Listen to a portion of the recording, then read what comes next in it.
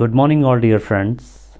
Welcome to Utradev Education. Dear friends, we have started a new series of English literature for those students who are preparing for USET exam, PhD exam, NET exam, and LT and lecturer exam. If you want to join us, you can call us and join our channel Utradev Education. Thank you. In the class of the day, basically we will focus all the period of English literature from Anglo-Saxon period to postmodern period. Dear students, the very first period of English literature is Anglo-Saxon period. So let's begin the class of the day. Dear students, in the class of the day we will discuss the history of English literature. Basically, in the history of English literature, the very first period of English literature is Anglo-Saxon period. After Anglo-Saxon period there was Anglo-Norman period, then age of Chaucer, then Elizabethan age, और इसके बाद जितने भी period आएंगे weather Jacobian period या romantic period, Victorian period, modern age and post modern age, we will discuss and cover all the topic one by one. Now, dear students, the topic of the day is Anglo-Saxon period. Anglo-Saxon period या we can say इसी period को as a old English period. और ये जो old English period था, it was started in 450 to 1066. When we talk about this period or when we talk about the Anglo-Saxon period, it was as a old English period. It was as a old English period, and basically the language of the period was as the old English. इस period में songs and poems convey की गई, लेकिन जो convey का medium था वो था ओरली पोएम्स एंड सॉन्ग्स को कन्वे किया गया. Now major literary devices which were used in this period, इसमें कुछ लिटरेरी डिवाइसेस यूज़ हुई है और the very first literary device was caesura, CAESURA. Caesura हम कह सकते हैं कि it is a free words. जब एक फ्रेज़ एंड होता है और दूसरा फ्रेज़ बिगिन होता है, दैट इज़ कॉल्ड कैजुरा. कैजुरा को हम इस तरह भी समझ सकते हैं कि कैजुरा is a break or a pause in a line or pause in a words. Suppose if I say to be or not to be, that is the question. Between to be or to be and not to be the question, it is just as a break or pause in a line. It is called as a caesura. Second point is, इसी period में यानी in Anglo Saxon period, second literary devices was alliterative words. Alliterative words in the sense we can say as the alliteration. Alliteration हम कह सकते हैं कि alliteration is occurrence of the same letter. जब किसी सेम लेटर के उस सेम साउंड की ऑकरेंसी होती है, दैट इज़ कॉल्ड एलिट्रेशन. और एलिट्रेशन, इसी एलिट्रेशन का बहुत ज़्यादा मात्रा में इस एंग्लो-सैक्सन पीरियड में यूज़ किया गया. Suppose if I say moon please give me moon light, तो M used in moon, M used in me and M used in moon light. It is called as a alliteration. If I say fair is foul and foul is fair, FF is used many time, then it is called as a alliteration. तो आपने अपने दिमाग में note करना है कि two literary devices majorly ये mostly यहाँ पर पूछी गई. First was caesura and second was alliterative words. Next point है scop. In this period basically scop was the most important member of this society. और हम कह सकते हैं कि जो स्कोप वर्ड है इसे अंडरलाइन करेंगे और इन्वर्टेड कॉमा में रखेंगे. जो स्कोप है, पोएट को स्कोप के नाम से जाना जाता था, यानी poet was known as the scop. हम डिस्कस कर रहे हैं एंग्लो सेक्शन पीरियड की या ओल्ड इंग्लिश पीरियड की, जो 450 टू 1066 के आसपास या इसके बीच तक चला. और दिस पीरियड यानी द ओल्ड इंग्लिश पीरियड या Anglo Saxon period extended from the invasion of Celtic England tribes. Invasion of Celtic England by 3 tribes. England by 3 tribes. और ये जो 3 ट्राइब्स थी ये थी नंबर 1 एंगल्स, नंबर 2 सेक्शन और number 3 was Jutes. Angles, section और Jutes या हम बोल सकते हैं सेक्शंस.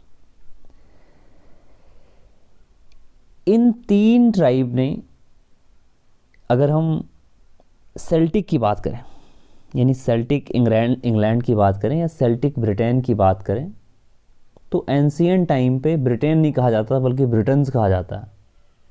और ब्रिटन्स के लोगों को सेल्टिक पीपल कहा जाता था, जिन्होंने ग्रेट ब्रिटेन में यानी जो आयरन एज में ब्रिटेन में आयरन एज में आए थे और मिडिल एज तक चले, तो they are called as the Celtic people all over the England.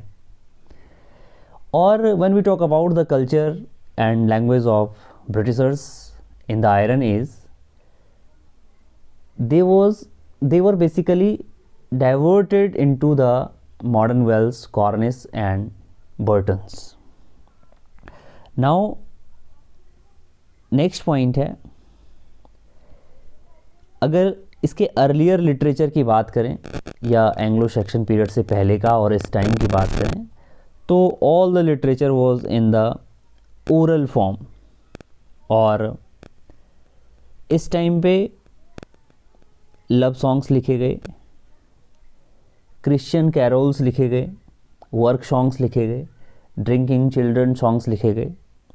और when we talk about the last Anglo Saxon king was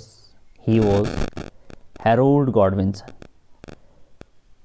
Harold Godwinson was last Anglo Saxon king. तो last Anglo Saxon king Harold Godwinson था. Harold Godwinson का नाम आप याद रखेंगे. Then when we talk about the major poets in the age of Anglo Saxon period, तो कुछ famous poet यहाँ पर हुए हैं. नंबर 1 है कैडमन. और कैडमन 7th सेंचुरी के आसपास हुए हैं. और कैडमन ने बहुत सारी हिम की फॉर्म में लिखा है. और कैडमन को ही हम we called Caedmon as the first maker of words.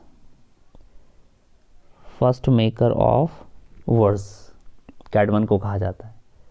कैडमन ने हिम की फॉर्म में और पैराफ्रेजेस की फॉर्म में लिखा है. दूसरा राइटर लगभग 8th सेंचुरी के आसपास हुआ और ही वॉज सिनवुल्फ. और सिनवुल्फ इस सोसाइटी का या इस एंग्लो सेक्शन पीरियड का एक एमिनेंट फिगर थे. और इन्होंने the tales of the apostles लिखा है, द क्राइस्ट लिखा है और जूलियाना एक वर्क लिखा है. Third major writer of the period of this period was King Alfred. ये किंग एल्फ्रेड प्रोज राइटर थे, ट्रांसलेटर भी थे, और इन्हीं किंग एल्फ्रेड को हम बोल सकते हैं as the creator of the prose. King Alfred was called as the creator of the prose and Caedmon was called as the first maker of English verse. Caedmon, first maker of English verse, and King Alfred as the creator of English prose. Now,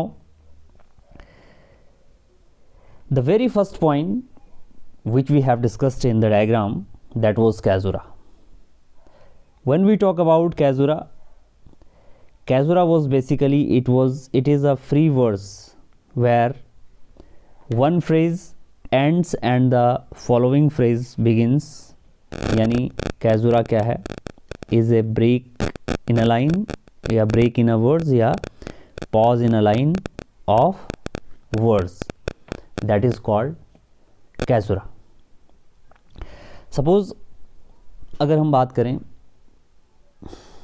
the proper study of Mankind, Alexander pope ने एक work लिखा है an essay on man, और इन्होंने लिखा है कि the proper study of Mankind.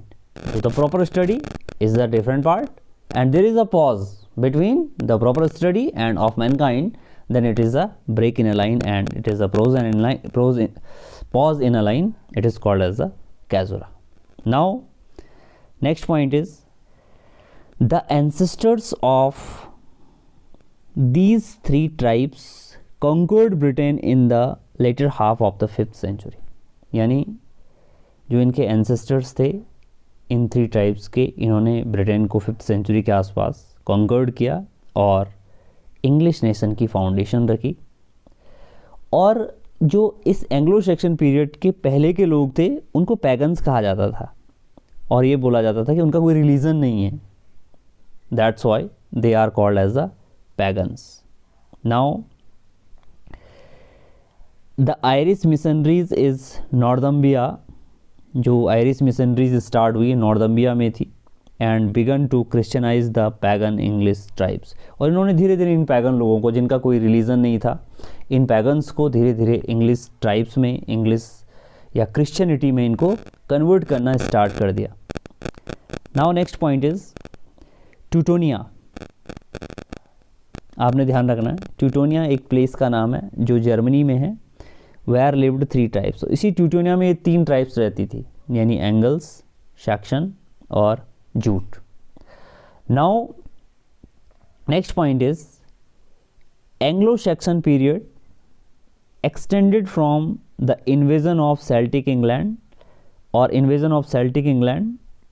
by 3 Germanic tribes in the first half of the 5th century to the conquest of England in 1066.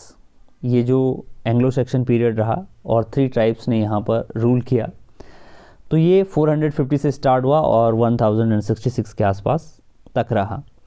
और by the Norman French leadership of William the Conquest after they had converted to Christianity in the 7th century. और 7th century के आसपास ये क्या हो गए, convert हो गए क्रिश्चियनिटी में. Now next point is the poetry of Anglo-Saxon period written in the vernacular Anglo-Saxon.